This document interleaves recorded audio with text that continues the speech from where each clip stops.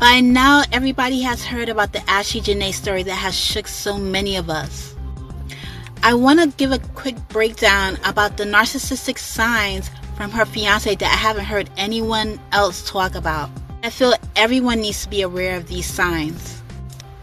Ashlee was celebrating her 31st birthday at a resort in Zanzibar, Tanzania. A dream trip, a proposal, it was her birthday. A trip that should have marked the beginning of a new chapter in her life, just like her mom said. But unfortunately, celebration turned into tragedy, and as we all know, Ashlee is no longer with us. Her fiance, Joe McCann, claims she unalived herself, but no one believes that. Things haven't been adding up, and there are so many unanswered questions. Her family has publicly called her passing suspicious, because when you look at the timeline of events, the birthday trip, the proposal, the hotel staff saying they were fighting the whole time. As someone that has dealt with many narcissists, I'm pretty sure Ashlee saw red flags throughout the 1-year relationship she had with Joe. But maybe because she wasn't aware of the red flags, or because he was giving her money and gifts, she ignored them, thinking they weren't a big deal. But definitely pay attention to any red flags and watch for any potential patterns. Now, after her passing, everyone is seeing the signs that something is not right, and the public is looking at him as a prime suspect. So let's talk about these signs. I suspect from her fiance Joe's actions that he has the traits of a narcissist. I'm going to break this down by the timeline we saw from Ashlee Jenae's story. Here are 5 red flags to be aware of that we can learn from Ashlee's story. Number 1, the emotional hook, aka love bombing. Ashlee was a luxury lifestyle influencer, and meeting Joe fit right into the lifestyle she wanted to portray. From the photos on her social media, it appeared like Joe was showering her with gifts and trips. Not everybody that does this is necessarily a narcissist, but this is one of their traits in the beginning when they meet you. They move in fast and intensely. They often give dinners, money, gifts, and can be super helpful and appear nice in the beginning. It sounds nice, but if they are a narcissist, sometimes the gifts are a distraction and the romance is just a performance. Love bombing can feel like destiny because it's designed to. It's overwhelming, intoxicating, and fast. But love bombing is not love. If it feels rushed, overwhelming, or too perfect too soon, it's not love, it's strategy. Don't trust appearances, trust your intuition. That's your God-given warning system. Luxury alone isn't love. Get to know someone's character, not just their presentation.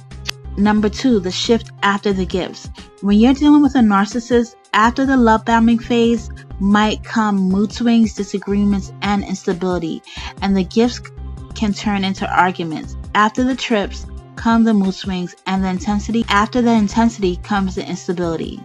As mentioned, police and hotel staff confirmed that Ashlee and her fiance Joe were arguing the whole time and were separated on April 8th. This is a critical detail because that means that argument was loud, intense, and concerning. A few hours later, after the separation, unfortunately, Ashlee was found unresponsive and passed away.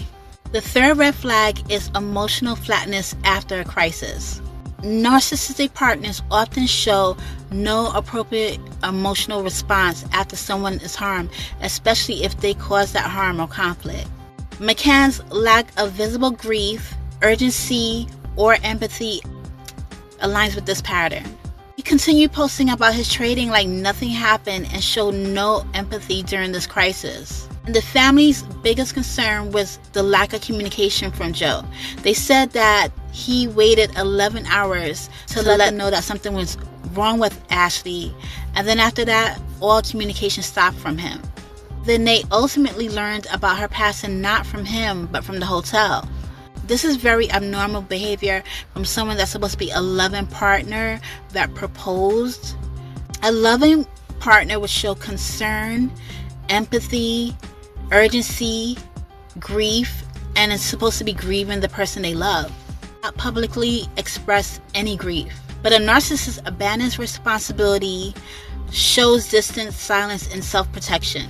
A loving partner would have stayed in contact with the family, provided updates, advocated for answers, shown visible distress. Instead, Joe distanced himself emotionally and socially. That leads me into the fourth red flag, image management over humanity. Narcissists prioritize public image over real-life responsibility. And as mentioned, Joe continued posting about lifestyle contact and trading while Ashlee's family was desperate for answers. The last red flag, number 5, is conflict escalation before tragedy.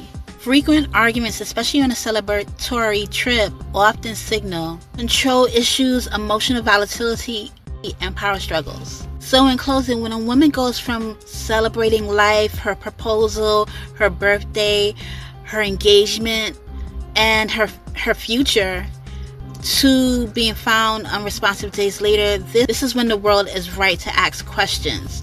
Not because we want to accuse, but we want to learn, protect, and wake up to the patterns that too many people miss until it's too late. Ashlee's story is heartbreaking. Using discernment can save you. Your intuition is a warning system. Your spirit knows when something is off. Listen to that internal guide before it's too late. And while the investigation continues, her legacy can still save lives by helping others recognize the red flags, trust their intuition, and understand that love should never cost you your safety, your peace, or your life. Discernment is protection. Your intuition is a God-given alarm system. Get out as early as possible. Once you recognize something is not right, ask God to show you the truth, and He will. Talking from experience, narcissists can wreak havoc in lives emotionally and even physically. Maintain boundaries. They are safety. If you feel something is off with someone and your spirit feels uneasy, pay attention. Stay safe.